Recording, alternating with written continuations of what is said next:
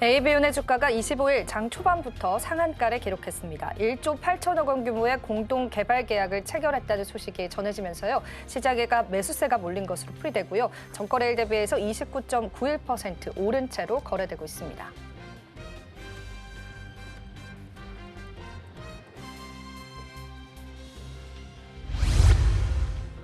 S&T홀딩스로 최대 주주가 바뀌는 공작기계 제조사인 스맥이 상승세를 나타내고 있습니다.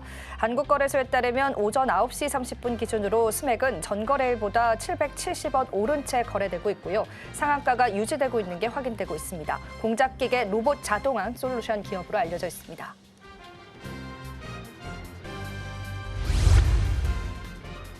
네, 지금 현재 시장에서는요, KB증권이 RFHIC가 방산 호조로 실적 성장이 기대된다라고 하면서 매출 급성장을 내다보기도 했습니다.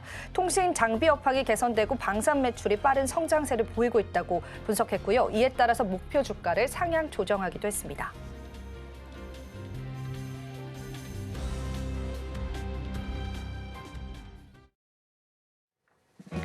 시청자 여러분 안녕하세요. 마켓 쇼쇼쇼 진행을 맡은 이지영입니다. 자, 오늘 국내 증시는요. 쉬어가는 흐름들이 연출되고 있지만 그래도 개인의 매수세에 힘입어서 코스피 지수가 3,100포인트를 유지해주고 있습니다. 지금 현재 시장 상황들 바로 한번 체크해 보실 텐데요. 오후장 들어서 어떤 변동성이 있었는지 저희와 함께 살펴보겠습니다. 코스피 코스닥 시장입니다. 코스피 같은 경우에는 지금 현재 오후장 들어서는 어느 정도의 낙폭세를 보여주고 있는 게 확인되지만요. 개인의 매수세가 시장을 계속해서 이끌고 있는 게 확인되고 있습니다. 코스닥도 마찬가지 흐름도 이어지면서요. 800선은 무너졌지만 797포인트 유지되고 있는 거 확인되고 있는 시점입니다. 오늘 다양한 방면으로 우리 시장 점검해 보시면 좋을 것 같아서요. 오늘도 그에 맞는 전략들 저희가 준비했습니다. 자, 오늘 첫 번째 코너부터 소개해 드리겠습니다. 오늘의 머니플로우 시간에는요. 장인투자클럽의 이창대 대표님께서 시장을 보는 또 시장의 인사이트들 함께 해주시면서 다양한 수급적인 관점들도 짚어주실 예정입니다. 끝까지 저희와 함께 해주시면 좋겠고요. 저희 방송 다양한 채널 통해서 여러분들 시청하실 수가 있습니다. 많은 시청과 참여도 부탁드리도록 할게요. 저희 방송 제공해드리는 정보는 투자 판단에 대한 조언일 뿐입니다. 가치 판단과 상승 하락을 보장하고 있지는 않다는 점 다시 한번 유의 부탁드리도록 하겠습니다. 자, 그렇다면 지금 현재 시장 상황, 과연 외국인과 기관은 어떤 시선으로 우리 시장 바라보고 있는지 정민경 캐스터가 자세한 시장 상황들 준비했습니다. 바로 한번 만나보시죠. 네, 머니플로우 브리핑 시간입니다. 지금 이 시각 외인들 그리고 기관들의 순매수는 어디를 향해 있는지 저와 함께 만나보시죠. 먼저 외인 순매수 탑5 종목입니다. 네, 전체적으로 보시면 완성차 업체 쪽에 오늘 강한 상승세에 유입이 되고 있는 거 확인하실 수가 있을 것 같습니다. 현대차 현재 5% 넘는 강세 흐름 보이고 있고요. 기아도 4% 넘는 강세 흐름 보이고 있습니다. 일단 완성차 업체 쪽으로 매수세 유입이 되면서 현대차에는 300억가량 그리고 기아 쪽에는 250억가량의 매수세 이어지고 있는데요. 어제 발표된 자료에 따르면 미국 행정부의 수입차 25% 관세로 인해서 국내 자동차의 총 생산 규모는 감소한 것으로 나타났습니다. 그럼에도 오늘 매수세는 계속해서 이어지고 있고요. 강한 상승 탄력 보여주고 있습니다. 또한 오늘 삼성물산도 강한 상승 흐름 보여주고 있는데요. 오늘 전반적으로 건설주들이 좀 좋은 흐름 보여주고 있습니다. 삼성물산 현재 1%대 강세 흐름 속에서 16만 원 선 지나가고 있습니다. 또한 현대로템은 2분기에 사상 최대 영업이익을 기록할 것으로 전망이 되고 있는 상황입니다. 증권가에서도 현재 상향 조정, 목표 주가를 상향 조정하고 있는 상황인데요. 그럼에도 오늘 주가는 일부 밀리고 있는 모습 확인하실 수가 있습니다. 현재 3%가량의 낙폭 보이면서 19만 원 선을 지나가고 있습니다. 이어서 기관들이 매수하고 있는 종목들도 지금 바로 만나보시죠. 네, 기관 순매수 탑 종목도 바로 만나보도록 하겠습니다. 먼저 외인과 함께 매수세 유입이 되고 있는 종목은 현대차로 보이고 있습니다. 현재 120억가량의 매수가 들어오면서 현대차 5% 넘는 강세 흐름 보이고 있고요. 오늘 기관은 또 어제 이어서 오늘까지도 한국전력을 크게 담아내는 흐름 확인하실 수가 있습니다. 어제도 크게 물량을 담아냈는데 오늘도 500억 가까운 물량을 담아내고 있습니다. 한국전력 어제 20% 넘는 급등세로 마감을 했는데요. 오늘까지도 좋은 흐름 이어가고 이어가고 있습니다. 현재 9% 강세 흐름 속에서 37,000원 선 지나가고 있습니다. 또한 오늘은 현대그룹주들 전반적으로 좋은 움직임 이어가고 있는데요. 현대건설은 핀란드 원전 사업에 진출한다라는 소식 오늘 전해지고 있습니다. 이로 인해서 오늘 7% 넘는 강한 상승 흐름 보여지고 있고요. 82,000원 선에 거래되고 있습니다. 또한 현대모비스도 올해 실적이 계속해서 개선되는 흐름 보여지고 있는데요. 그로 인해서 오늘 4%대 강세 흐름 보이고 있고요. 297,000원 선 지나가고 있습니다. 지금까지 외인과 기관의 순매수 탑5 종목 만나봤고요. 이어서 장인투자클럽의 이창대 대표님 모시고 자세한 이야기 나눠보겠습니다. 네, 머니플로우 저희가 자세히 한번 시장 이야기 나눠보도록 하겠습니다. 오늘은 장인투자클럽의 이창대 대표님 모셨습니다. 대표님 어서 오세요. 네, 반갑습니다. 네, 일단은 지금 현재 시장 상황 바로 한번 점검을 해보겠습니다. 일단 뭐 시장 자체는 좀 잘 가다가 쉬어가는 흐름이 나오고 있는데 여기에서 이제 투자자분들이 차익 실현 매물이 나오고 이제 좀 하방으로 가는 거 아니냐라는 우려를 하실 수도 있겠어요. 근데 저는 이제 이전부터 말씀드렸듯이 중동 전쟁도 이겨낸 증시이기 때문에 사실 유동성이 확보된 시점에서는 장기적으로 계속 올라갈 모멘텀이 크다라고 보고 있습니다. 그래서 만약에 이제 내가 투자를 고려하고 계시는 분들이라면 이것만 주의하시면 될 것 같아요. 요즘에 이제 가는 종목이 더 간다라는 말을 굉장히 많이 하기 때문에 이거 따라가야 되나 좀 이런 생각을 하실 수가 있는데 저는 그러기보다 오히려 증시가 앞으로 장기적으로 좋아질 때는 순환매도 충분히 나옵니다. 그리고 저평가되어 있는 기업들도 충분히 이제 재가치를 받는 장이 상승장이기 때문에 아직 오르지 않은 종목이나 앞으로 오를 섹터를 공략하는 것도 충분히 늦지 않았다 말씀드리고요. 대장 섹터가 될 만한 종목들은 저는 여전히 시작도 안 했다라고 봅니다. 요즘에 뭐 조방원이다 하면서 얘기가 많이 나오지만 영원히 올라가는 섹터는 존재할 수 없어요. 그렇기 때문에 내가 만약에 그 추세를 타고 매매를 하고 싶다라고 하시면 그게 뭐 나쁘다고 볼 수는 없겠지만 내가 이제 신규 진입을 고려하고 계시는 분들이라면 새로운 섹터를 발굴하고 계시는 분들이라면 그게 가는 종목만 간다라는 그 틀 안에 너무 갇히지 않으셨으면 좋겠다 말씀드립니다. 예, 알겠습니다. 저희가 지금 현재 가는 종목, 가는 섹터만 가고 있는 상황에서의 시장 전략들 많이 궁금하실 것 같습니다. 그래서 우리가 시장의 힌트를 외국인과 기관의 시선으로 한번 맞춰보면 좋을 것 같아서요. 오늘도 외국인과 기관의 순매수 종목분들 살펴보겠습니다. 일단은 외국인 쪽의 순매수 종목 탑5 바로 한번 살펴보겠습니다. 외국인 순매수 탑5 종목입니다. 자, 지금 5가지 종목 현재 랭킹이 되어 있습니다. 일단은 현대차 쪽을 좀 짚어보겠습니다. 이 부분은 기관 쪽도 오늘 매수세가 좀 들어오는 게 확인되는데요. 현대차 어떻게 보실까요? 일단 뭐 현대차 그룹 안에서는 현대차 기아가 가장 상징적인 기업이잖아요. 그래서 이제 현대차나 기아 같은 경우에는 앞으로 좀 주가가 올라갈지를 여부를 판단할 때 자동차 업황이 전반적으로 다 같이 이제 따라서 움직일 가능성이 높습니다. 그래서 앞으로 추후에 이 자동차 산업이 개선될지 여부를 우리가 예측해 보는 게 중요한데 저는 충분히 이제 가능성이 있다라고 보고 있어요. 우리가 보통 이제 자동차 산업이라고 하면 경기에 좀 민감하게 반응하기 때문에 경기 좀 순환 사이클 타는 업종이고 경기 민감 업종으로 분류를 하죠. 근데 다들 아시겠지만 자동차를 이렇게 좀 먹고 살기 어려울 때, 불경기일 때 차 바꾸지 않습니다. 다들 이제 경기가 좋아져야 좀 차 바꿔야 되겠다 이런 생각이 들죠. 근데 그럼에도 불구하고 미국에서 한번 이제 자동차 판매량이 좀 늘었던 적이 있었는데 몇 달 전에 그거는 이제 관세로 인해서 가격이 올라갈까봐 미리 좀 선수요가 이제 발생했던 부분이 있었습니다. 이제 앞으로 장기적으로 그러면은 수요가 증가해가지고 호경기가 이제 오면서 올라갈 거라고 기대하는 모멘텀이 이제 서서히 올 거라고 보고 있어요. 그 이유는 뭐 다들 아시겠지만 결국 증시도 이제 사이클을 타지만 경기도 일정 정도 사이클을 탑니다. 우리가 이제 뭐 20년도, 21년도 코로나 팬데믹 이후에 이제 유동성으로 많이 올라갔지만 불경기 사이클도 꽤나 오래 진행됐거든요. 그래서 이 이후에 시기상으로 보면은 저가 매수세가 유입될 만한 시점에 왔고요. 특히나 이제 수출 효자 품목 중에 하나가 또 자동차기 때문에 이번 시점에서는 금리 인하가 시작되면서 우리가 이제 경기를 호경기로 이제 들어 올렸을 때 자동차가 상징적으로 또 올라갈 만한 섹터라고 보여집니다. 현대차나 기아는 이제 방향성은 비슷하게 가져갈 거라고 보고 있고요. 제가 앞서서도 조방원이 지금 주도 섹터이다라고 말씀을 드렸지만 그 다음으로 이제 주도 섹터가 어디가 될 것인지를 보려면 뭐 외국인 기관, 이 주요 메이저 수급들을 보는 게 중요한데 최근에 이제 바닥권에서부터 이 그 순매수세 상위권에 현대차와 기아가 올라오기 시작했습니다. 그렇기 때문에 기존에 원래 이제 주가가 잘 가고 있었는데 외인 기관이 매수하는 종목도 좋지만 기존에는 외인 기관이 별로 담고 있지 않았는데 새롭게 이제 강력하게 담기 시작하는 종목이나 섹터가 생겼네? 그럼 그쪽으로 이제 돈이 서서히 이동할 가능성이 높다라고 보셔야 돼요. 그래서 자동차 종목들이 뭐 불경기에 매수해서 호경기에 매도하면 좋다라는 거 다 알지만 그 타이밍을 잡는 게 어렵거든요. 근데 이런 수급이 들어오는 요즘 시점을 보신다라고 하면 저는 지금부터는 자동차 종목들 장기적으로 보시면서 매집해 나가도 좋을 만한 타이밍이라고 보여집니다. 네, 이 자동차 섹터에 관해서는 저희가 여러 번 언급을 드렸었죠. 이게 전문가님들만의 의견은 좀 상이했었지만은 가장 중요한 포인트는 자동차 관련주들의 바닥 구간에 관한 겁니다. 이창대 대표님께서는 지금이 좀 그래도 어느 정도 바닥을 다져가고 또 반등이 나와주는 구간이다라고 언급해 주셨기 때문에 투자하실 때 여러분들 참고해 보시면 좋겠습니다. 자, 그럼 다음 종목도 한번 가겠습니다.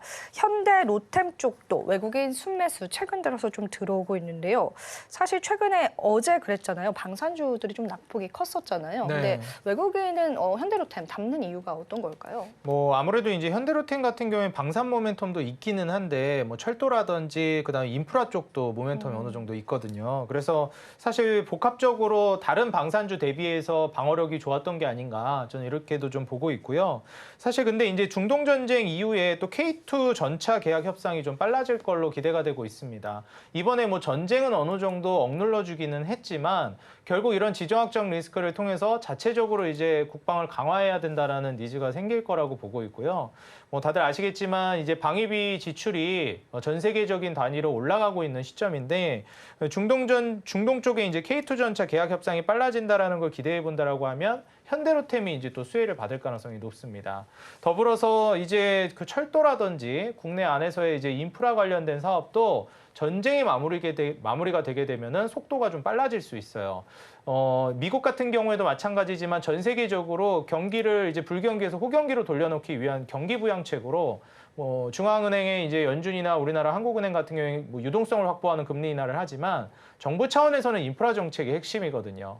그렇기 때문에 전쟁을 마무리시키는 단계에서는 인프라 정책이 속도감을 낸다라고 하면 철도 쪽도 우리가 기대해 볼 수 있겠고 당장에 이제 K2 전차 기대감도 있다 보니 현대로템은 다른 방산주 대비해서는 그래도 방어를 잘해줄 만한 종목으로 보여진다 이렇게 말씀드립니다. 네. 다른 방산주들 같은 경우에도 또 우리가 고밸류에 관한 부담감들을 맞으면서요. 시장에서 어제 좀 조정이 좀 크게 나왔습니다. 하지만 현대로템은 다른 뷰로서 우리가 바라볼 만한 종목인 것 같습니다. 자, 그럼 외국인 순매수 탑5 중에서 현대건설 쪽도 좀 짚어보면 좋겠습니다.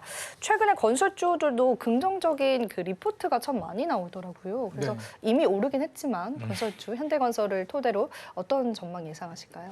일단 뭐 현대건설뿐만이 아니라 우리가 흔히 뭐 얘기하는 주요 메이저 이제 건설사들, 대형 건설사들 같은 경우에는 앞으로는 이제 좀 괜찮아질 거라고 보여집니다. 여태까지 이제 불경기 모멘텀으로 해서 못 가고 있는 것도 있었고, 보통 이제 증시가 상방으로 이제 돌리려고 할 때 맨 처음에 반도체부터 이제 스타트를 끊어줍니다. 그러다가 이제 호경기가 좀 올 것 같다, 불경기가 정말 오래 지속됐다라고 하면 아직 호경기가 본격적으로 오진 않았는데 증시는 항상 선반영이잖아요. 그래서 보통 경기가 거의 최악의 모멘텀, 그 바닥을 찍는다라고 하는 시점부터 미리 주가는 좀 올라가기 시작합니다. 그래서 보통 이제 불경기에 잠식되어서 이제 투자를 하고 있는 상황에 있는 그런 사람들이 경기 민감주들 올라가는 거 보면서 뭐 자동차나 건설 쪽 올라가는 거 보면서 아니 이렇게 경기가 안 좋은데 이런 종목들이 어떻게 올라갈 수가 있지? 이렇게 좀 체감하고 괴리감을 많이 느끼세요. 어떻게 요즘 같은 불경기에 경기 좋아야 올라가는 자동차랑 건설주가 가냐. 근데 선반영이 항상 된다라는 거. 돈은 우리가 생각했던 것보다 조금 더 빨리 움직인다라는 걸 인식하는 게 중요하겠고요. 불경기가 오히려 이렇게 극에 달해가는 시점에서 주가가 올라가기 시작한다라는 것은 저가 매수세가 유입되는 거니까 이런 타이밍에 저는 같이 접근하는 게 좋다라고 봐요. 그래서 사실 큰 카테고리로 놓고 보면 자동차와 건설주가 비슷한 시기에 바닥 찍고 반등이 나온다는 것은 저는 우연이라고 보지는 않습니다. 이제 저가 매수세가 경기 민감 업종으로 들어오기 시작한다라는 거를 저는 판단할 수 있을 것 같아요. 그리고 또 한 가지 생각해 봐야 될 게 우리가 건설주가 요즘 건설로만 볼 것이 아니라 이 원전 건설 모멘텀이 상당합니다. 그렇기 때문에 지금 현대건설뿐만 아니라 DLNC 같은 경우에도 원전 건설 모멘텀으로 상당히 좀 주목을 받고 있는 기업이기 때문에 오늘 현대건설뿐만 아니라 DLNC 같은 경우에도 주가가 정말 강력하게 이제 올라가주는 모습을 보여줬어요. 앞으로도 이제 원전 모멘텀이 지금 순환매 랠리가 돌고 있는 시점이라 원래 뭐 두산에너빌리티나 뭐 에너지 관련해서 GNC 에너지, BHI가 주축이었다면 그 후발주자로서 뭐 후방 산업에 해당되는 뭐 한전 KPS나 한전 기술 이런 종목들도 많이 올라가고 있고요. 그 밑에 단에 이제 중소형 종목들도 따라서 올라가죠. 그 다음에는 이제 이런 원전 건설 모멘텀으로 해당되는 DLNC나 현대건설까지도 확대가 되고 있는 시점이라 저는 건설 회복 수요에다가 그 다음에 원전 건설 모멘텀까지 본다라고 하면 DLNC와 그 현대건설의 상승은 지속적으로 이어질 가능성이 높아 보인다 이렇게 말씀드립니다. 예. 좋습니다. 그렇게 해서 저희가 또 시장에서 외국인의 시선 같이 한번 살펴봤습니다. 자, 그럼 저희가 이번에는 기관 쪽 시선 같이 한번 살펴보겠습니다. 기관은 어떤 종목군들 담아내고 있는지 지금 바로 한번 살펴볼 텐데요. 저희가 1시 12분 기준으로 기관 순매수 종목 봤더니 한국전력 쪽 랭킹이 되어 있습니다. 한국전력 너무 좋잖아요. 최근에 주가가. 네. 기관 쪽은 이 가격대에도 담아내는 것 같은데요. 어떻게 보실까요? 솔직히 이제 뭐 한국전력 얼마 전에 뭐 한 보름 됐나요? 뭐 한 1, 2주 전만 하더라도 이게 이 공공요금 안 올린다, 동결한다 이러니까 실망 매물이 그냥 쫙 나오면서 주가 조정이 나왔는데 이런 경우가 좀 많습니다. 이제 증시 좋을 때 앞으로도 마찬가지인데요. 이거 악재 같아. 그래서 악재가 나와서 또 떨어지니까 주가도 떨어지니까 사람들이 심리에 못 이겨서 매도해요. 그럼 어떻게 돼요? 이렇게 그냥 시원하게 막 상한가 쳐버립니다. 이런 경우가 꽤 많아요. 얼마 전에 HDC 현대산업개발 같은 경우에도 그때 사고 났다고 하면서 건설 현장 사고 났다고 하면서 주가가 좀 조정 나왔는데 그 이후에 한번 더 치고 가면서 신고가 썼거든요. 그러니까 이제 오히려 그런 악재로 인해서 조정이 나오면은 이게 장기적으로 치명적인 악재인가를 한번 고민해 보시는 게 좋을 것 같아요. 실제로 한국전력 같은 경우에도 공공요금을 동결한다고 그랬지 인하한다고 하는 게 아니었거든요. 실제로 이미 그 공공요금을 계속 올리고 있었고 잠깐 스탑하자는 거거든요. 뒤로 갈 가능성은 거의 희박합니다. 그리고 좀 안 좋았던 이슈 중에 하나가 중동전쟁 때문에 유가도 좀 많이 올라갔었어요. 급격하게도 올라가기도 했었죠. 근데 다시 또 급격하게 내려갔습니다.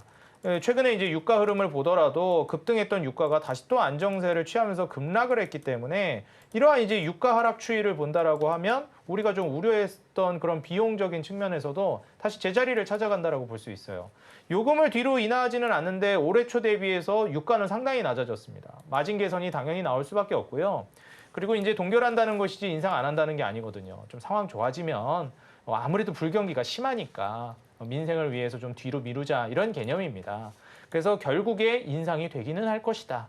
그리고 무엇보다도 지금 현재 그 기준금 동결이 되면서 공공요금 인상이 이제 동결이 되면서 우려했던 부분이 그러면은 여기에서 배당 성향이 좀 늘어나고 거기에 따른 기대감을 좀 가지고 있었는데 그 실망이 좀 있었던 거거든요.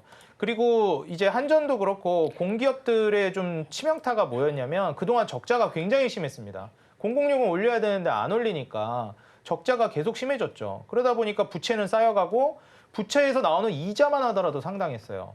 근데 이제 뭐 미국 같은 경우에도 이런 얘기가 있었지만 트럼프가 연준 계속 금리 인하라고 압박하는 이유도 천문학적인 부채가 있는데 그 이자 감당하기도 벅차거든요. 근데 금리 인하를 하게 되면 이자에 대한 이 부담감이 줄어들게 됩니다. 왜냐면 뭐 다들 대출 받아보신 분들 아시겠지만 부동산 대출만 받아도 뭐 예를 들어 3억 대출 받았다고 하면은 3억에서 이자율이 5%인 거랑 이제 금리 떨어져가지고 3%인 거랑 이제 매달 내는 이자가 완전히 다르잖아요. 그래서 이러한 이자 부담에서 어느 정도는 해소가 될 수 있는 게 최근에 한국의 기준금리 인하가 그런 좀 도움을 줬다. 이렇게 볼 수 있겠습니다. 그러면 이제 한국은행에서 기준금리 인하가 진행됐기 때문에 이 이자 부담도 좀 줄었다라고 볼 수 있고요. 이제 흑자 전환도 성공했기 때문에 현재 한국전력 같은 경우에는 대한민국 정부가 대주주로 또 있기도 하고 한국산업은행, 그다음에 국민연금공단 이게 이제 대주주 명단입니다. 이게 또 뭘 의미하냐면 배당을 앞으로 늘릴 가능성이 높은데 배당을 늘림으로 인해서 세수 결손을 좀 메꿀 수 있다라는 거예요.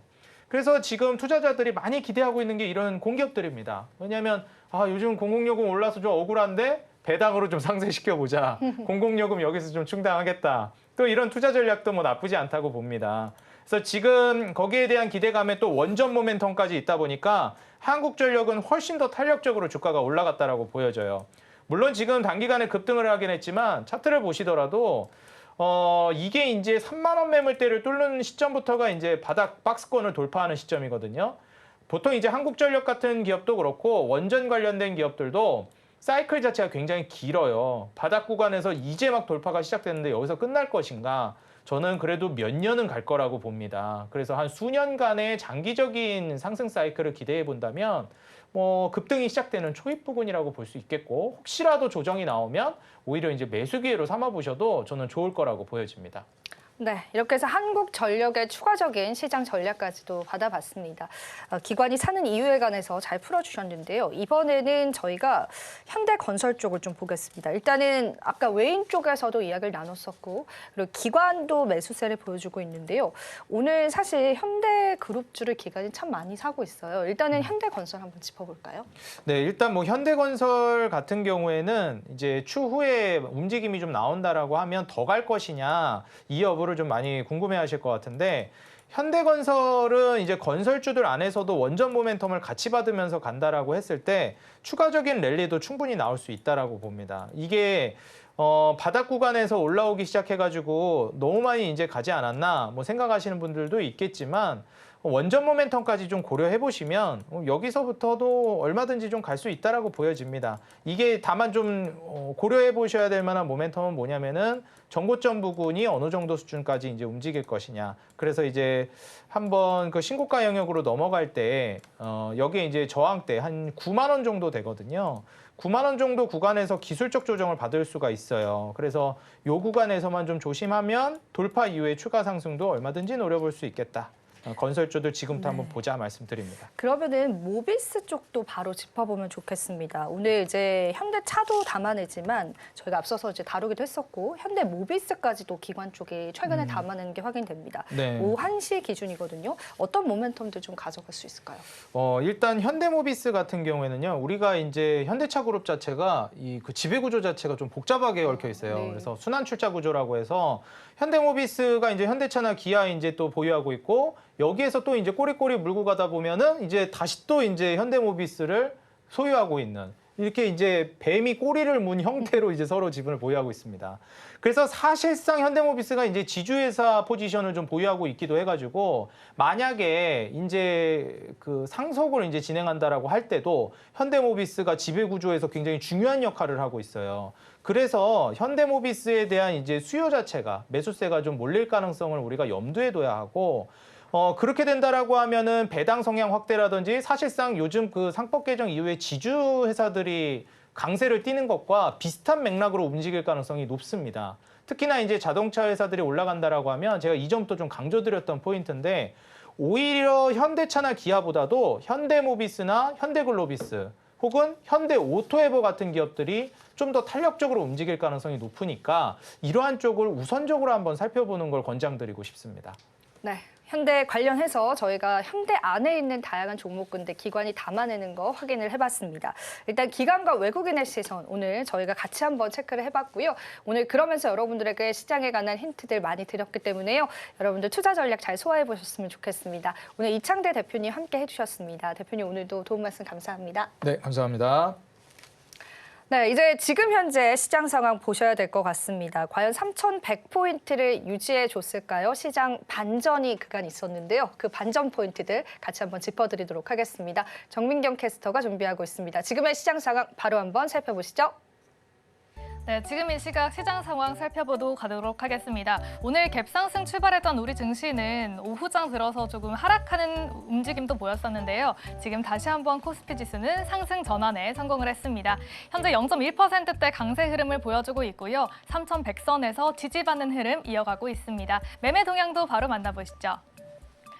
네, 오늘은 개인 쪽에서 물량 크게 들어오고 있는 상황입니다. 현재 700억 넘게 거의 8천억 가까운 물량 담아내고 있는 흐름 보실 수가 있고요. 반면 외인과 기관은 오늘 쌍끌이 매도세 보이고 있습니다. 외인이 2천억가량, 기관은 4천억가량 물량 덜어내고 있습니다. 시가총액 상위 종목들 흐름 만나보시죠. 네, 오늘도 반도체 투톱은 상승을 해주고 있습니다. 삼성전자는 오늘 큰 상승은 아니지만 그럼에도 오늘 강세 흐름 이어가면서 0.5% 상승 움직임 보여주고 있고요. SK하이닉스는 어제 시총 200조 원을 처음으로 돌파를 했는데 오늘까지도 상승 흐름 이어갑니다. 4거래일 연속으로 상승세 이어가고 있는 거고요. 현재 3%대 강세 흐름 속에서 28만 원 선을 지나가고 있습니다. 오늘 삼성바이오로직스는 현재 보합권에서 등락을 반복하고 있는 상황이고요. 현재는 0.1% 강세 움직임 이어가고 있고요. 반면 LG에너지솔루션은 1% 가까운 하락 움직임 이어가고 있습니다. 또한 네이버는 최근 5거래일 동안 정말 크게 상승을 해줬습니다. 오늘은 차익 매물이 좀 출회가 되면서 2%대 낙폭 보이고 있고요. 현재는 28만 원 선 지나가고 있습니다. 이어서 코스닥 지수도 바로 만나보시죠. 네, 코스닥 지수도 다시 한번 상승 전환을 시도하려는 움직임은 보이고 있는데요. 그럼에도 0.3%의 낙폭 현재는 보이고 있습니다. 현재 800포인트 선은 무너졌고요. 798포인트 선 지나가고 있습니다. 수급 동향 바로 보시죠. 네, 역시나 유가증권 시장과 비슷한 움직임 보여주고 있습니다. 개인이 현재 2,000억 넘게 사들이는 움직임 포착이 되고 있고 오늘 외인이 1,500억 넘는 큰 물량 덜어내고 있습니다. 기관은 포지션이 크게 다르진 않은데요. 현재 400억가량 덜어내는 움직임 확인하실 수 있습니다. 이어서 시가총액 상위 종목들 바로 만나보시죠. 네, 코스닥 시장에서는 현재 하락하고 있는 종목들이 조금 더 많이 집계가 되고 있습니다. 알테오젠 역시도 상승을 해주고는 있지만 보합권에서 반복을 해주는 움직임 연출을 하고 있고요. 현재 0.2% 강세 움직임 속에서 39만 원 선 지나가고 있습니다.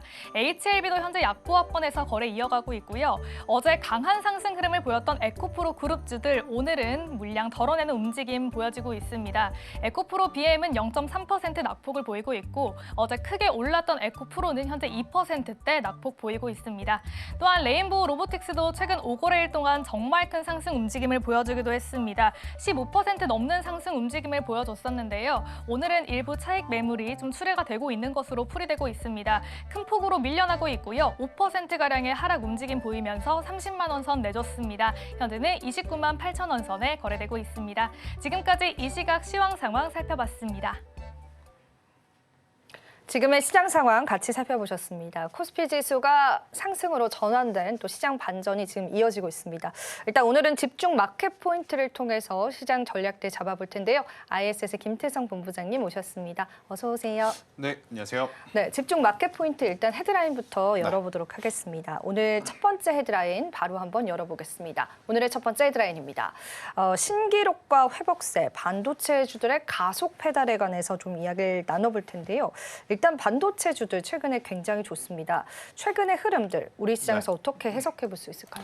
일단 삼성전자 빼고 다 좋죠. 네, 근데 이제 삼성전자가 다른 기업들 대비 좋지 못한 이유가 뭔가 여기에 저는 고민을 해볼 필요는 있을 것 같아요. 아마 많은 투자자분들이 혹은 시청자분들이 이미 SK하이닉스가 왜 올라가는지 또 SK하이닉스 밸류체인에 대해서 어떤 기대감이 있는지는 모두 다 잘 아실 것 같습니다. 그래도 이제 짤막하게 말씀을 한번 드려보면 이번 주, 그러니 내일 아침에 우리가 자고 일어나면 마이크론 테크놀로지 실적이 발표가 될 거예요. 마이크론 테크놀로지 실적에 따라서 우리나라 삼성전자, SK하이닉스에 대한 실적 이야기가 엄청나게 줄을 잃을 가능성이 높은데 마이크론 테크놀로지는 이 디램 시장에서 점유율 3위입니다. 3위인 기업이 만약 실적이 잘 나온다? 그러면 2위와 1위 기업인 우리나라 기업들은 당연히 실적이 잘 나올 것이다라고 많은 분들이 생각을 하기 마련이죠. 그래서 지금 오늘 미국도 그렇고 우리나라 증시도 그렇고 반도체 IT에 대한 거는 기대감이 굉장히 높다 이렇게 설명드릴 수 있을 것 같고요. 또 간밤에 엔비디아 젠슨왕 CEO가 사실은 이제 일정이 이미 잡혀 있었지만 매도 물량이 좀 출회가 됐었죠. 그럼에도 불구하고 엔비디아가 밀리지 않고 오히려 AMD, 인텔, 퀄컴, 브로드컴 이런 글로벌 테크 기업들이 올라가는 것을 보고 있으면 당연히 반도체 IT는 시장의 중심이다라고 생각하기 마련입니다. 그래서 지금 반도체 IT에 대한 관심도가 높아지고 있는데 문제는 이제 삼성전자가 물론 우리가 원하던 6만 전차까지는 올라왔는데 여기서 지금 더 힘을 받으려면 어떻게 해야 되는지 이게 포인트일 것 같아요. 삼성전자는 HBM도 안 됩니다. 그렇다고 해서 지금 모바일 시장이 과거처럼 엄청나게 활황인가? 라고 하기에도 참 애매한 포지션에 지금 앉아 있는데 오늘 이제 나온 뉴스가 또 파운드리에 대한 이야기가 나왔어요. 많은 삼성전자 투자자분들은 이 파운드리를 조금은 다른 방향으로 정리하기를 바랬죠. 왜냐? 설계를 하는 기업과 생산을 하는 기업이 별개로 나눠져 있어야 고객들을 유치하기가 편하거든요. 그런데 지금 삼성전자는 공교롭게도 설계도 하면서 생산도 할 수 있는 상황이에요. 그러니까 도면을 넘기기가 고객 입장에서는 참 애매한 거죠. 삼성전자가 잘 만들어주긴 하는데 우리가 도면을 줬을 때 그들은 설계 기술도 갖고 있어서 그 설계 기술이 안 좋은 쪽으로 쓰이면 어떡하지? 항상 이런 것들이 이 파운드리 사업을 보는 삼성전자의 파운드리 사업을 보는 굉장히 안 좋은 부정적인 시각인데 결국 또 안고 가는 모습을 좀 보입니다. 그러다 보니까 좋은 뉴스임에도 불구하고 투자자분들이 원하는 그런 결정은 아니다 보니 사실 여전히 SK하이닉스 대비 지금 삼성전자가 움직이지 못한 모습을 보이지만 전체적으로 외국인 입장에서 우리나라 시장에 돈을 가지고 투자를 한다면 당연히 삼성전자와 SK하이닉스부터 먼저 담아내야 되기 때문에 어느 때보다도 두 기업의 시세가 그래도 나름 좋은 모습을 보이고 있다. 이렇게 정리 한번 드려보도록 하겠습니다. 네, 우리 시장은 마이크론의 실적 발표를 또 앞두고 있는 시점에서 뉴욕 증시에서도 필라델피아 반도체 지수의 좋은 훈풍들을 체크해 볼 수 있었고 전반적으로 시장에서는 이제 반도체 주들까지도 수급이 들어옵니다. 그러면 마이크론 실적 발표 조금 더 자세히 좀 뜯어보고 싶습니다. 우리가 이제 내일 새벽이죠, 우리 시간으로 26일 마이크론 실적 발표가 날 텐데요. 일단 그 전망치도 좀 짚어보고 싶은데 마이크론 자체 주가도 약간은 변동성이 있더라고요. 마이크론은 이미 잘 나올 것이라고 판단을 하고 주가가 움직이기 시작을 했어요. 일단 마이크론, 여기에 삼성전자, SK하이닉스 모두 지금 포함되는 내용은 딱 하나입니다. DDR4, DDR5 가릴 것 없이 최근에 가격이 상승을 했다는 것. 가격의 상승은 곧 그들의 영업이익률에 직접적인 연결이 되기 때문에 마이크론의 상승세는 삼성전자와 SK하이닉스에도 동일하게 적용이 된다. 이렇게 좀 보시면 됩니다. 근데 이제 삼성전자와 SK하이닉스와 조금은 다른 포인트가 하나가 있죠. 소켓 부분에서 사실 HBM 쪽은 지금 SK하이닉스가 앞서 있고 소켓만큼은 또 삼성전자가 앞설 것이라고 생각을 했었는데 팔은 안으로 굽는다고 결국 이제 엔비디아도 또 미국에서도 마이크론을 먼저 도와주는 모습들이 좀 나오는 것 같아요. 그래서 소켓 아직까지 양산 체제는 아니지만 양산을 할 준비가 되어 있는 기업이 어디냐라고 하면 지금 마이크론을 꼽을 정도로 삼성전자는 또 여기서도 참 그렇게 좋은 평가를 받지 못하네요. 공교롭게도. 하지만 일단 마이크론 같은 경우에는 실적 시즌을 앞두고 지금 당장의 실적도 굉장히 좋을 것이라고 평가를 받는 동시에 앞으로의 향후 가이던스에서도 좋은 점수를 받는 거죠. 여러분들이 잘 알고 계셔야 되는 것은 미국 증시는 지금 당장 돈 버는 것도 중요하지만 향후에 돈 벌 수 있는 가이던스도 굉장히 중요하게 보는 나라이거든요. 지금 마이크론 같은 경우에는 지금 당장도 DDR4, DDR5를 통해서 수익을 볼 수 있고 향후의 가이던스 또한 결국 이제 HBM 시장의 시장 점유율이 마이크론 쪽에서 점점 커지고 있습니다. 실제 이걸 어떻게 이제 여러분들이 알 수 있냐면 디램 점유율의 변동성을 보시면 됩니다. 작년 3분기, 4분기와 올해 1분기, 2분기 확연하게 달라진 건 삼성전자의 디램 점유율은 소폭 내려왔어요. 그런데 100%에서 약 15에서 17% 차지했던 마이크론의 시장 점유율이 올해 제가 4월 달에 한번 데이터를 보니까 22.5, 23%까지 올라왔더라고요. 그만큼 지금 마이크론은 외형이 디램의 점유율이 커진 만큼 가지고 올 수 있는 상황이라서요. 주가가 상승하는데 확실한 명분이 지금 따르고 있다. 여기에 가이던스가 더 높이 올라갈 수 있는 건 결국 이제 소캡이라고 하는 차세대 신기술에서도 마이크론이 조금 앞서 있는 모습을 좀 보이고 있어서요. 마이크론 실적은 잘 나올 가능성이 높다. 이렇게 설명드리도록 하겠습니다. 사실 시장 같은 경우에는 이제 반도체주들을 움직일 때는 HBM도 점유율을 많이 보잖아요. 근데 마이크론 쪽이 그 HBM 12단 3를 3월부터 이제 엔비디아에 제공한다 이런 소식이 좀 전해졌는데 이번 실적 발표에 그게 포함이 되는 걸까요? 그거는 조금 더 지켜봐야 될 것 같아요. 샘플 만 물량일 이제, 수도 있어서, 그러니까 초도 물량일 수 있어서 그게 실적에 지대한 영향을 줄지는 좀 지켜봐야 되는데 참 아쉬운 게 뭐냐면 그 비슷한 시기에 삼성전자도 HBM 납품한다라는 뉴스가 나왔습니다. 그런데 고객사가 마이크론은 엔비디아였지만 삼성전자는 AMD였다는 게 약간의 또 차이인 것 같아요. 이제 삼성전자도 사실 엔비디아에 납품을 하고 싶지만 납품을 할 수가 없는 상황 속에서 주변을 지금 맴돌고 있는 상황인데 마이크론은 우선 초도 물량이긴 하지만 샘플 물량일 가능성이 높지만 그래도 엔비디아 쪽으로 물량이 출하됐다라는 것은 저는 유의미 있는 그러한 뉴스다라고 좀 보여질 수는 있겠고요. 한 번에 물량들이 늘어날 수는 없을 겁니다. 그런데 엔비디아 입장에서도 그리고 사업하는 입장에서도 SK하이닉스가 워낙 좋은 제품을 만들어주고 좋은 가격에 공급을 해주는 게 고마울 수는 있어도 일어나면 굉장히 부담이 될 수밖에 없어요. 일어나게 되면 향후에 부품에 대한 품질 문제가 나타났을 때, 이제 가격적으로 또 변화가 나타났을 때 엔비디아가 좀 곤란하게 되는 경우가 많거든요. 그러다 보니 잠재적인 어떤 문제를 해결하기 위해서 엔비디아는 2원화, 3원화를 지금 원하고 있는 상황 속에 마이크론이 이렇게 속도감을 내고 지금 따라온다는 것은 엔비디아 입장에서는 굉장히 긍정적. 하지만 우리나라 기업들 입장에서는 삼성전자 입장에서는 조금은 불편하지만 또 소부장 쪽에서는 마이크론에 대한 매출 포션을 가지고 그렇네요. 있는 쪽은 네. 당연히 또 긍정적으로 보일 수밖에 없다. 이렇게 좀 보시면 될 것 같고 전체를 통틀어서 여러분들이 사실 HBM 하면 작년에는 어디였죠? 한미 반도체였죠. 근데 이제 최근에 한미 반도체 하나비전은 조금 속상하게도 본업 가지고 평가를 받는 게 아니라 하나비전과의 기싸움에 더 집중하는 것 같아요. 그러니까 한쪽이 내리면 한쪽이 올라오고 또 한쪽이 안 좋은 이야기가 나오면 또 한쪽이 반대급부로 올라오고 그런 모습을 좀 보이고 있는 상황이라서 기술, 그러니까 본질적으로 판단을 해서 투자하기에는 조금 어려운 것 같고요. 모든 것을 아우를 수 있는 쪽이 저는 요새는 PCB 기판 쪽이 아닐까 싶어요. 그러니까 GPU 안에 HBM이 있고 HBM 밑에 인터포저가 있고 인터포저 가장 밑단에는 기판이 지금 자리하고 있는데 그 기판에 대한 수요가 당연히 엔비디아만 있을 때보다 AMD라든지 마이크론 있을 때 더 수요가 많아질 거지 않습니까? 우리나라 기판 관련주들 이스페타시스와 이제 대덕전자 같은 기업들이 네. 오히려 최근에 이제 수급이 붙고 있는 이유이기도 하다라는 의견 드리겠습니다. 네, 시장의 지배 구조가 이렇게 재편되면서 오히려 수혜를 받는 건 좀 장비주다 이런 생각이 그렇죠. 좀 드는 시점인데요. 마지막으로 반도체 이거 하나만 짚고 가고 있습니다. 네. SK하이닉스가 고점을 또 갱신을 했는데 제가 생각할 때는 마이크론이 HBM 쪽에 관한 엔비디아 점유율을 가져가는 게 실적으로 찍힌다면 네.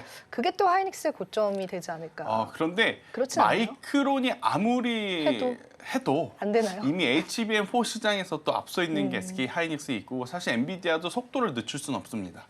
지금 너무나 그쪽도 초격차 경쟁을 지금 네. 치르고 있죠. 만약 여기서 한 번 삐끗이라도 한다면 후발주자가 득달같이 달려와서 엔비디아보다도 이제는 우리 칩이 더 좋다라는 이야기를 내보이고 있는 그런 상황이라서 현실적으로는 여전히 SK하이닉스의 비중이 높을 수밖에 없다. 대신 SK하이닉스 좋은 거 다 알죠. 네. 그런데 가파르게 올라왔고 시가총액 2위 종목이다 보니 지금이라도 사야 되나 말아야 되나 고민을 좀 하실 것 같은데 제가 누차 말씀드립니다. 삼성전자 반도체는 음봉 캔들이 발생할 때 천천히 모아간다 생각을 하면 반드시 좀 수익을 줄 수 있는 반드시는 좀 빼겠습니다.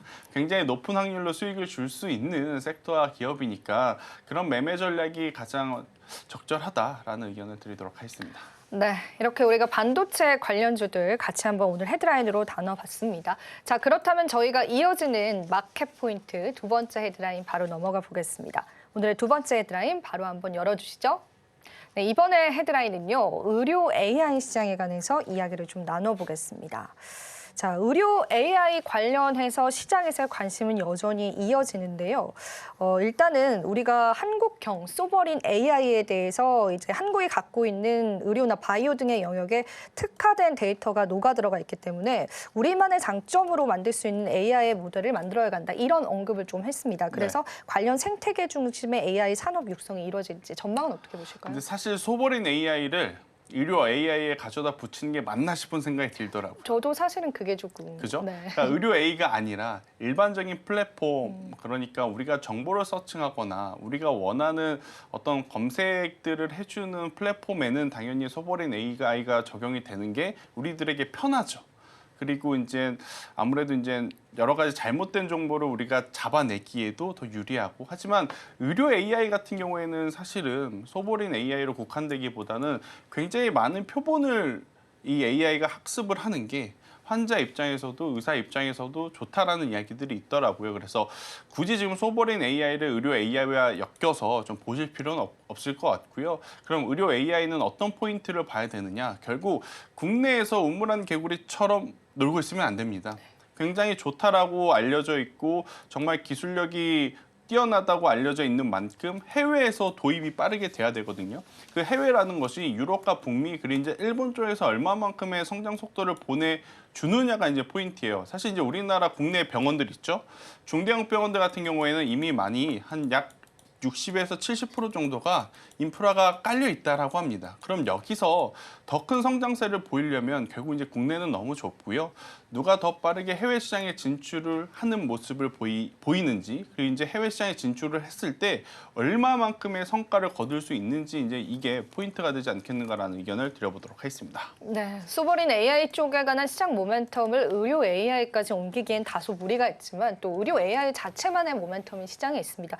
오늘 시장에서는 그렇게 부각을 나타내진 않는데요. 네. 그럼에도 불구하고 이제 헤드라인으로 좀 선정해 오신 이유가 있을까요? 있습니다. 일단 의료 AI 하면 여러분 머릿속에 딱 한 기업이 가장 먼저 떠오르죠. 루닛. 그런데 루닛. 오늘 루닛은 월요일날 그렇게 강하더니 어제 오늘 조정이고 다른 의료 AI 쪽이 왜 강해? 이게 이제 가장 큰 궁금함일 겁니다.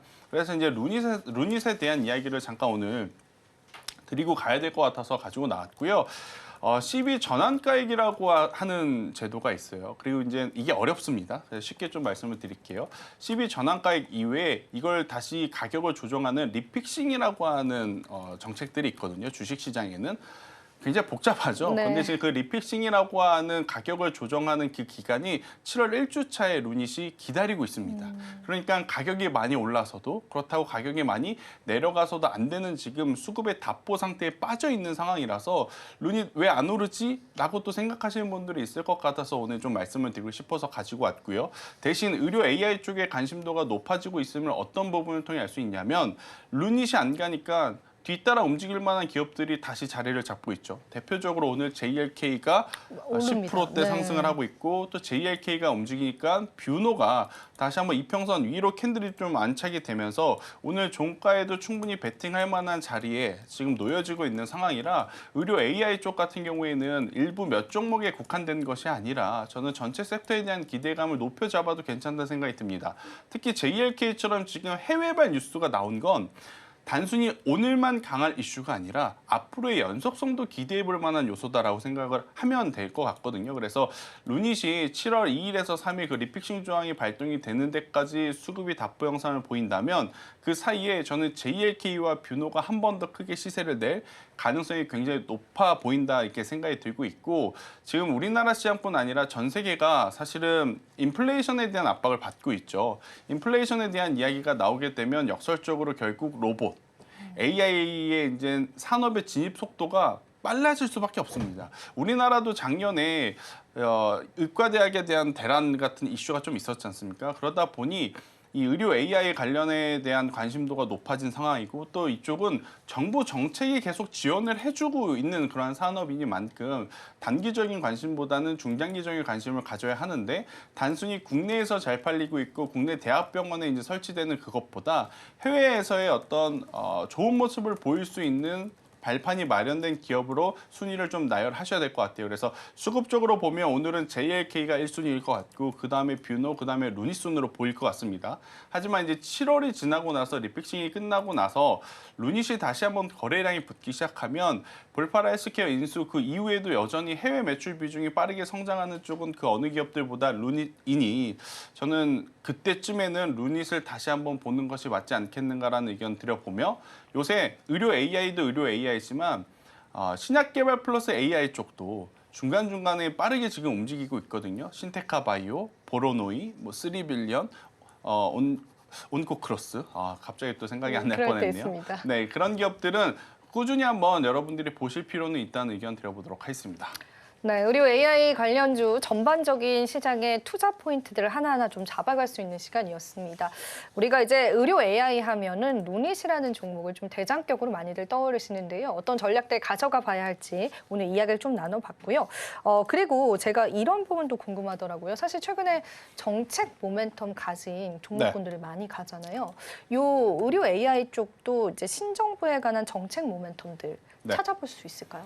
충분히 저는 찾아볼 수 있다 생각이 드는데 일단은 의료 AI 영상 진단보다는 비대면 쪽에 조금 더 먼저 오히려. 집중을 네. 하는 것 같아요. 대표적으로 이제 유비케어라는 기업이 있고 인성정보라고 하는 기업이 있고 그다음에 이제 케어랩스와 같은 기업들이 있는데 사실 비대면 진료 쪽은 AI 영상 진단보다는 시장의 규모가 적을 수밖에 없습니다. 왜냐하면 우리나라 비대면 진료를 해외 시장에 그 플랫폼을 수출하기에는 굉장히 어려움이 있잖아요. 하지만 여러분들 에너지 쪽 보실 때 최근에 태양광 트럼프가 뭐라 하더라도 우리나라에서 햇빛연금 이야기 나오니까 강하게 상승했던 거 그러니까요. 기억하시죠? 의료 AI와 비대면 의료도 그 차이라고 좀 보시면 될 것 같아요. 물론 시장의 규모는 의료 AI 쪽이 월등히 앞서지만 만약 정부 정책에 대해서 뉴스 한 줄 한 줄이 나오게 되었을 때 누가 더 빠르게 시세를 낼 수 있을 것이냐라고 하면 저는 당연히 비대면 의료 쪽이 조금 더 유리하다라는 생각이 들고 있고 많은 기업들이 거론이 되지만 저는 한 기업만 보면 될 것 같습니다. 인성정보를 하나 좀 보시면 될 것 같고 하나를 더 보자면 하나는 너무 각박하니까 하나를 더 보자면 케어랩스까지 저는 이제 두 기업을 보시는 게 맞지 않겠는가. 일단 그 외 기업들 같은 경우에는 실제 보유하고 있는 플랫폼이 아직까지 수익화되기에는 조금 현실적으로 어려움이 좀 있어서요. 기존에 그들이 영위하고 있는 플랫폼 중에 당장에 어떻게 보면 수익화를 낼 수 있는 기업에 집중을 하시는 게 좋을 것 같고 인성정보는 내국인뿐만 아니라 우리나라에 와 계신 외국인까지도 지금 서비스를 받을 수 있게 플랫폼화가 준비가 완료된 기업이니까요. 이 차이가 있다는 의견 드려보도록 하겠습니다. 네, 정부의 정책적인 모멘텀을 받아가려면 우리가 흔히 알고 있는 의료 AI보다는 비대면 진료 관련 쪽으로 여러분들 집중해 보시면 좋겠고요. 실제로 그쪽으로의 수급이 최근에는 좀 더 잘 나오는 게 포착이 되고 있습니다. 자, 일단은 그런 부분들도 같이 한번 살펴볼게요. 일단 저희가 AI 모멘텀을 계속 이어진다라는 가정하에 그 LG 엑사원 패스가 다음 달 신규 모델이 공개가 됩니다. 그래서 이 AI 관련주들의 탄력이 쭉 이어질지 이번에는 조금 더 시선을 넓혀서 좀 짚어보고 싶거든요. 네. LG의 이 엑사원 공개 어떻게 보세요? LG에게도 좋은 어떤 반전의 기회가 됐으면 좋겠습니다. 그런데 지금 시장에서는 워낙 LG가 하는 모든 일에 조금 불신을 가지고 보고 있는 상황. 그나마 LG CNS가 최근에 이제 좀 면을 차렸죠. 그러면서 엑사원이라고 하는 플랫폼이 얼마만큼의 성과를 보일지 모르겠으나 그래도 관심을 가지고 있다는 것은 꼭 체크를 하셔야 될 것 같고요. 그렇게 되면 관련 종목이 하나 있죠. 유라클이라고 하는 기업이 있습니다. 그러니까 엑사원이 지금 그 들어가는 AI 칩 관련한 종목이 이제 유라클이라서 만약 단기적으로 보신다면 저는 유라클까지 한번 보시는 게 좋은데 워낙 지금 시장은 어디에 다들 꽂혀 있냐면 카카오냐 네이버냐 여기에 꽂혀 있는 것 같습니다. 불과 한 달 전만 하더라도 카카오는 안 되나 보다. 그리고 네이버도 정말 어렵나 보다 했던 게 엊그제 같은데 지금 AI 소프트웨어 이야기하면 최앞단에는 당연히 지금 카카오와 네이버가 있어요. 특히나 이 로봇 쪽은 LG 출신이 지금 어제 임명이 됐고 이 AI 소프트웨어 쪽은 네이버 출신이 임명이 되어 있는 상황이다 보니까 그 어떤 기업들보다 저는 네이버가 먼저 치고 올라가야 LG 관련한 AI 관련주 뭐 유라클과 같은 기업들도 따라 올라갈 가능성이 높다라는 생각이 듭니다. 오늘 카카오도 그렇고 네이버도 그렇고 잠시 좀 쉬어가고 있지만 이 정도 쉬어감은 최근의 상승 대비하면 쉬어가는 게 아니라 굉장히 강하다고 이야기해야 될 정도로 그 정도 지금 얕은 상황이라서 저는 AI 소프트웨어도 여전히 좀 보셔야 될 것 같고 보신다면 카카오 네이버 중에 네이버를 지금은 하이퍼클러버 X에 대한 관심도가 실질적으로 더 많이 늘어날 가능성이 높다는 생각이 들어서 그걸 보셔야 될 것 같고요. 일단 LG의 이 신규 AI 플랫폼의 평가를 좀 기다리긴 해야 될 것 같습니다. 만약 평가가 좋다면 네이버 카카오가 최근에 많이 올라왔기 때문에 여기서 차익 매도 물량이 나오고 LG 쪽으로 한 번 더 몰려갈 가능성은 열려 있어요. 근데 이제 그건 그때 가봐야 하는 거라 무조건 LG전자가 좋다라고 하기에는 조금은 섣부른 시기다라는 의견을 드려보도록 하겠습니다. 네, 우리가 또 LG 쪽에 관련한 AI 모멘텀 붙어줄 수 있을지가 또 시장의 궁금증 중에 하나였는데요. 그런 부분들 풀어봤습니다. 자, 그러면은 본부장님 마지막 질문 좀 드려보겠습니다. 우리가 그래도 3,100포인트 계속 유지를 해주면서 주도 섹터 이야기 많이 나오는데요. 과연 이 코스피가 이제 3,500, 600을 넘어가는 그런 시나리오 하에서 AI 그리고 반도체와 방산이 주도주격으로 시장을 이끌어줄 수 있을지 어떻게 보세요? 방사는 이제는 잠시 아니다. 조심하셔야 될 것 같습니다. 안 좋다기보단 이미 시장에서는 새롭게 떠오르는 다크호스에 또다시 이제 집중을 하는 거죠. 네이버, 카카오와 같은 기업들이 이제 올라왔으니 기존에 많이 올라갔던 쪽에서는 부담을 느낄 수밖에 없습니다. 아무리 큰 수익을 보고 계신 분들이더라도 이제는 좀 매도를 할 때가 됐나 생각이 들 정도의 지금 수급 쏠림 현상이 한쪽으로 워낙 크게 나타나고 있어서 저는 방산 쪽은 좀 조심하셔야 될 것 같다는 이야기를 드려보도록 하겠고요. 결국 우리나라 지수가 코스피 3,200, 300, 500, 4,000까지 가려면 삼성전자가 들고 일어나야 됩니다. 지금 삼성전자 빼고 남은 다른 기업들은 다 제 역할을 저는 했다 생각이 들어요. 이제는 여기서 지수 끌어올리려면 삼성전자만 제 역할을 하면 된다라는 생각이 드는데 한 가지 고민은 여러분들이 지금 코스피 지수 차트를 한번 보시면 코스피 같은 경우에는 너무 가파릅니다. 그러니까 여기서 안 올라간다라기보단 올라갈 때 올라가더라도 일정 부분 가격적인 혹은 기간적인 조정이 나올 가능성이 저는 높다는 생각이 들고 있고 그럼 그 사이에 굉장히 매수 대기 자금이 그 많은 금액이 기다리고 있을 것이냐 그건 아닐 거거든요. 그러면 그 사이에 저는 코스닥으로 또 옮겨갈 가능성이 높으니 코스피만 바라보시지 말고요. 코스피도 바라보시면서 코스닥을 저는 바라보실 때 코스닥 올라오려면 크게 두 가지입니다. 2차 전지와 제약바이오를 바라봐야 된다라는 의견까지 한번 드려보도록 하겠습니다. 예, 이렇게 해서 우리 시장의 주도주 전략까지도 같이 한번 얘기 나눠봤습니다. 본부장님 오늘도 도움 말씀 감사합니다. 마켓 쇼쇼쇼 1부는 저희가 여기서 인사드리도록 하겠습니다. 자, 오늘 저희가 2부에서도요. 시장 전략들 계속 준비했으니까 채널 고정해 주시길 바랍니다. 저희 방송 제공해드리는 정보는 투자 판단에 대한 조언일 뿐입니다. 참고해 주시기를 바라고요. 또 잠시 후 2부에서는요. 마감장 전략들 저희가 준비했기 때문에 저희와 끝까지 함께해 주시면 감사하겠습니다. 지금은 물러가 보도록 하겠습니다. 오늘도 시청해 주신 여러분 고맙습니다.